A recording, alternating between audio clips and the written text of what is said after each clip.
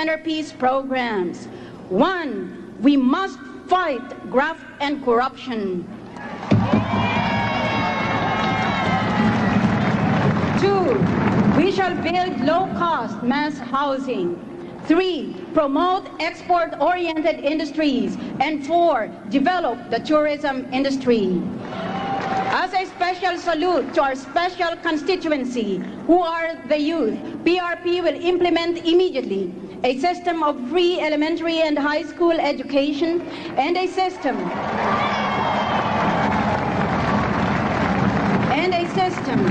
of student loans, scholarships, and subsidies to poor but deserving students. And we shall reform the academic curricula in order to assure our young graduates of skills that are demanded by the job market.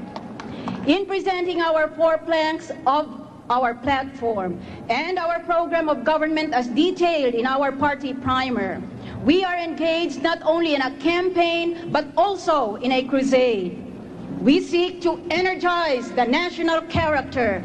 We seek a mighty turnaround in the culture of corruption. Thus, this first convention of the People's Reform Party is momentous. For, to paraphrase the words of the poet,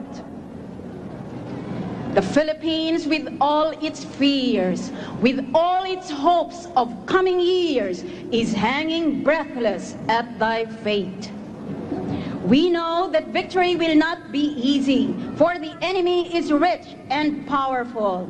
Already, there are signs that the traditional politicians or the trapos will try to buy the presidency, will use their money to buy votes, to terrorize, and indulge in other forms of election fraud, including character assassination. The opponents are boasting that in a battle, on the one hand between popularity and on the other hand with machinery, graft and corruption will win again. In the past 2 years, in over 24 major nationwide presidential surveys, in Luzon, in the Visayas, in Mindanao, in Metro Manila, the Filipino people were asked, whom do you want to become the next president of the Philippines? And invariably, consistently, the people have replied with one name, the name of the President of the People's Reform Party.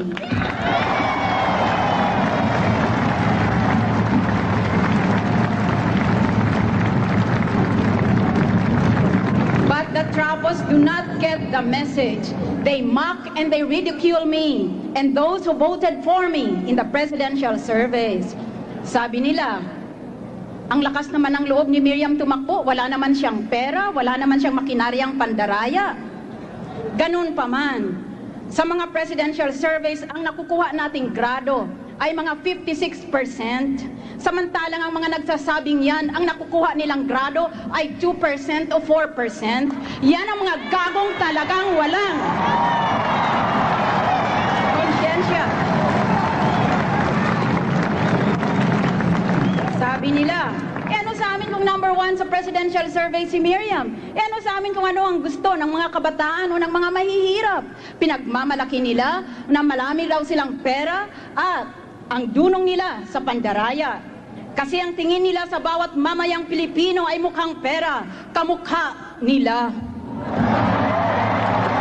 At sabi nila, ano kung Doctor of Laws si Miriam?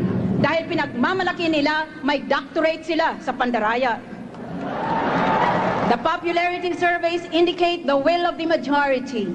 In a democracy, it is a self-evident proposition that we must abide by the rule of the majority. Through the presidential surveys, the people have spoken. By my acceptance of your nomination this afternoon, I hear and obey the voice of the people, for the voice of the people is the voice of God.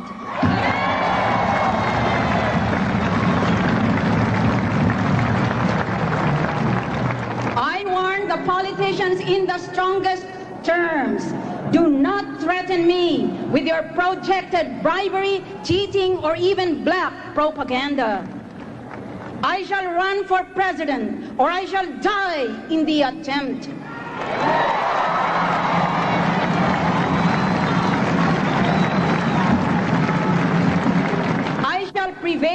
or I shall perish. And if the Trapos cheat me in the elections, I will never concede.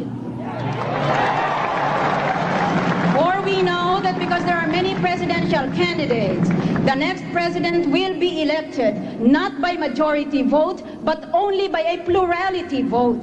Hence, it is crucial that even if elected by a plurality vote, the next president must enjoy true public support as evidenced by the surveys. Otherwise, a plurality president will only invite further political stability. Kung itong halalang ito ay magtatagumpay na naman ang katiwalian, ano ang maaasahan ng sambayanan?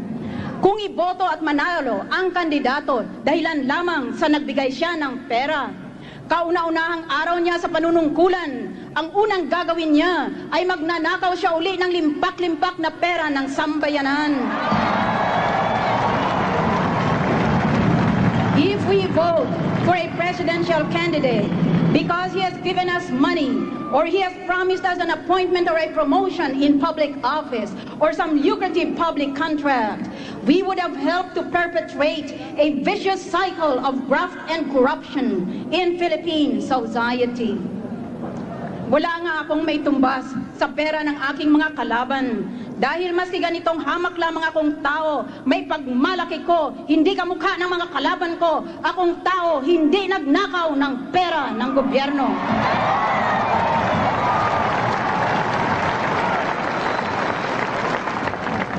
The charge against me is poverty, and I plead guilty to that offense. Pero hindi bale na.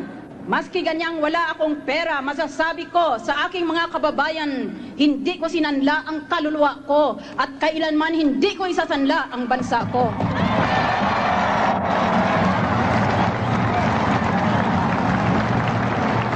In the epic journey of our civilization, through the glorious metamorphosis of our faith, we have learned that God exists and He is good.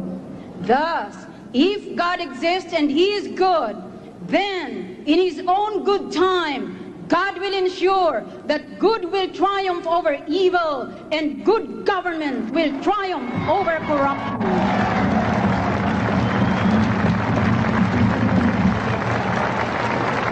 The skeptics say that to fight graft and corruption in the Philippines is mission impossible. And the cynics say, Miriam will win in the voting, but she might lose in the counting. I defy my enemies. Hindi ako takot at lalabanan ko itong mga gagong ito.